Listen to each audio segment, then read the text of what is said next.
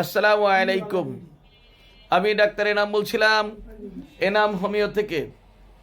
আপনাদেরকে সবাইকে অনুরোধ করছি, প্রিয় দেশবাসী ভাই ও বোনেরা, আপনারা নতুন করে কেউ সিজার করবেন না।